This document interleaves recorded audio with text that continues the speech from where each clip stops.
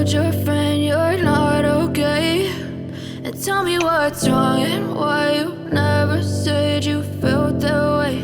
And guess you're trying to stay strong and fake a smile until I look away. But I've known you too long, it hurts to watch your blue eyes fade to gray as you fade away, as you fade away. Hello viewers, আসসালামু আলাইকুম। সবাই কেমন আছেন? এই যে আমার বাসার সামনের রাস্তার অবস্থা দেখেই বুঝতে পারছেন কেমন আছি। বাচ্চার স্কুল বন্ধ, ওর বাবার অফিস থেকে আসতে খুব কষ্ট হয়, আর বৃষ্টি তো অনবরত চলতেই আছে, থামার নাম নেই। তো এখন সকালে চা খেয়ে নিলাম, এখন রাইফের জন্য একটুখানি নুডলস রান্না করব।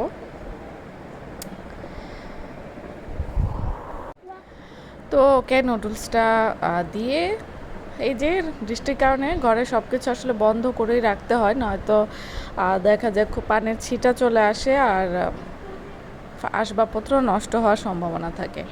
এইভাবে আসলে আর ভালো লাগছে না।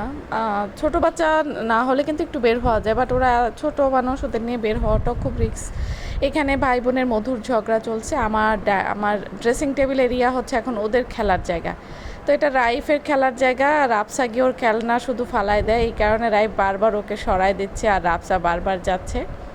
সারাদিন আমার বাসায় এখন এই চলে, রাফসা শুধু রাইফের খেলনা ফালায় দেয় আর রাইফ হচ্ছে বোনকে শুধু আটকায়।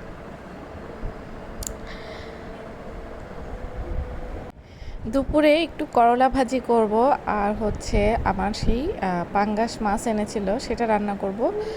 আমি হচ্ছে বাসায় মাছ খাওয়ার একমাত্র মানুষ। ফ্রিজে মাছের কারণে অনেক দিন থাকে, কিছুই করার নেই, কারণ আপনার ভাই এত মাছ খায় না, অনেক মাছ খায় না তো। আর আমি একলা মানুষই বা কত খাইতে পারবো। তা এখন 2 পিস রান্না করব। এগুলি কিন্তু অনেক বড় সাইজে, আসলে শেষ করবো কীভাবে সেটাই ভাবছি। পুরো কড়াইটা জুড়ে গেছে, দুটো পিসও কিন্তু মানে একদম ঠেসে ছিল। তো আমি একটু ঝাল করে এই পাঙ্গাস মাছগুলি ভুনা করব, কারণ ঝাল না করলে মজা লাগবে না।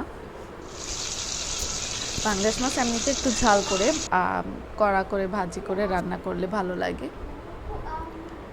তুলটাতে গিয়ে খুব বেগ পেতে হয়েছে আমাকে। যাই হোক, এখন আমি মশলাটা কষাই নিচ্ছি, আর এখন মাছগুলো দিয়ে দেবো। আর কথা বলতে বলতে ভিডিও শেষ প্রান্তে চলে এসেছি। আমার ভিডিওটা যদি ভালো লাগে একটা লাইক করবেন,